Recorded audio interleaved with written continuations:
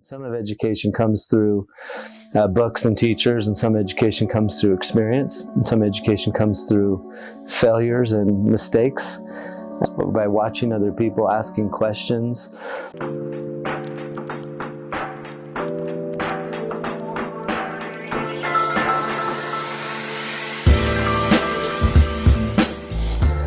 So grew up in California, Southern California, and grew up in a middle-class family, great parents. I grew up as a member of the Church of Jesus Christ of Latter-day Saints, which is a huge influence on my life. My wife and I were married back in 1989 and had 4 children, and then we moved to Utah about 20 years ago. We've been here ever since. I went to UVU. I also went to BYU. I never finished.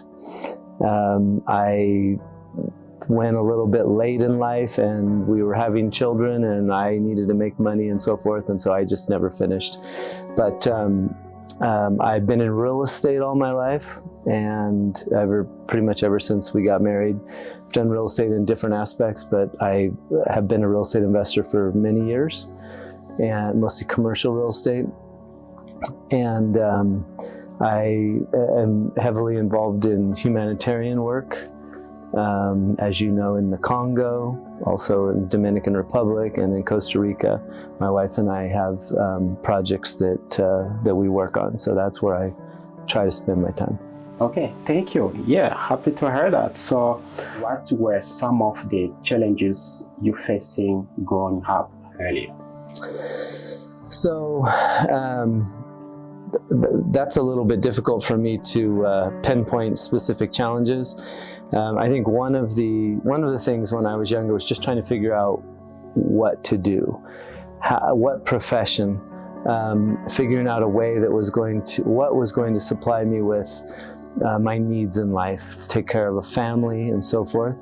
So that was a bit of a challenge at one point. I was trying to figure out what my career would be. So figuring out a direction that I wanted to take my life in was one thing. The other one was balance, figuring out how to do all the things in life that I wanted to do, but be able to do them well, and also to not have to overshadow certain parts of my life because I was so busy or involved in one part of my life. So basically, when I was younger, my challenge was to figure out how to, what direction to go in, and then how to maintain balance in my life. Yeah. Were there any significant life event experience that shaped you who you are today?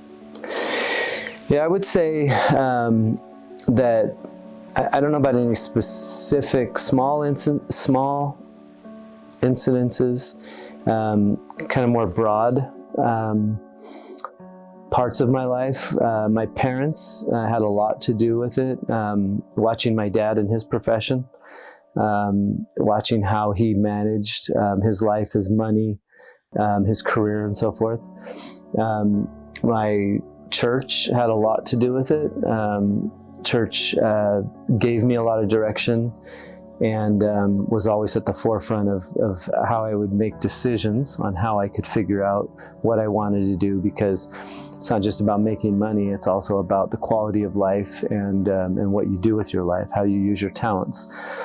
But one thing that, probably the biggest thing that influenced my life was my mission. So I served a mission in Portugal, 2 years, and that was life-changing. That helped me to be able to see things more clearly, to be able to better understand my values, what mattered to me, how important service was, how much I enjoyed to serve, how much I cared about other people, and how that needed to be a part of what I did in my life to some extent or another. So that was probably the big defining part of what I wanted to do in life. Okay. What steps did you take to become who you are today? Well, I guess one part of it is getting as much education as I could. And that didn't necessarily mean in universities, that's part of it, but trying to learn everything I can. Some of education comes through books and teachers, and some education comes through experience, and some education comes through failures and mistakes. And it's just a long process of little by little learning wherever you can, by mentors, by watching other people, asking questions, getting as much experience and taste of different things as you can. Culturally, specifically to maybe a career or whatnot, I think that that's just important to have a broad vision of what's out there for you so that you can then narrow down into what you want to do. Because there are so many people, they go in school, but in the end of the school, but they don't have more knowledge. That means, if I better understand that depends what you have in your mind, what you want to learn, what the question you're going to ask him to have a successful life, right? Correct. Yeah, school is a part of your education. It's an important part of your education, and depending on what you do, it may be vital.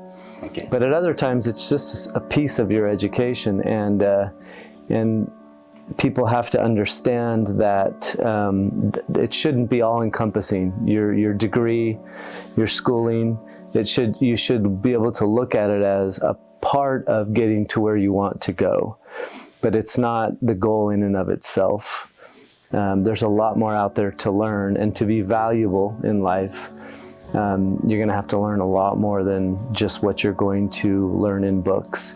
And even what you do learn in books and through school and through teachers will not be fully valuable until it has some experience attached to it, to be able to use it in the right way and understand it fully.